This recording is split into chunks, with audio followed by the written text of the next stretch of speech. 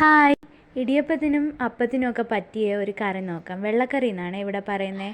ഇതെങ്ങനെയാണ് റെഡിയാക്കുന്നതെന്ന് നോക്കിയാലോ. അതിന് പച്ചക്കറി എല്ലാം അരിഞ്ഞെടുത്തിട്ടുണ്ട്. ക്യാരറ്റ്, ബീൻസ്, സവാള, പിന്നെ ഉരുളൻകിഴങ്ങും ഇഞ്ചിയും വെളുത്തുള്ളിയും നീളത്തിന് അരിഞ്ഞെടുത്തിട്ടുണ്ട്, പച്ചമുളകും.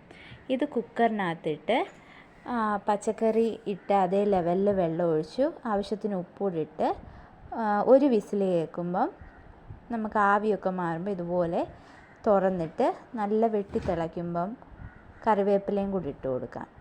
ഇത് നല്ല വെന്തുടഞ്ഞിട്ടുണ്ടാവുമേ. ഇതിനകത്തോട്ട് നമ്മൾ തേങ്ങാപ്പാലൂടെ ഒഴിച്ച് കൊടുത്താൽ നമ്മുടെ വെള്ളക്കറി റെഡിയാണേ. ഇത്രയേ ഉള്ളൂ വെള്ളക്കറി. പക്ഷെ നല്ല സിമ്പിൾ കറിയാണ്, പക്ഷേ ഇത് നല്ല ടേസ്റ്റാണ് ഇടിയപ്പത്തിൻ്റെ കൂടെ അപ്പത്തിൻ്റെ കൂടെ ഒക്കെ. പിന്നെ ഇതിൽ ഒരു തുള്ളി എണ്ണ പോലും ഞാൻ ഉപയോഗിച്ചിട്ടില്ല. അപ്പോൾ എല്ലാവരും ഇതുപോലെ ഒന്ന് ട്രൈ ചെയ്ത് നോക്കണേ. ബൈ.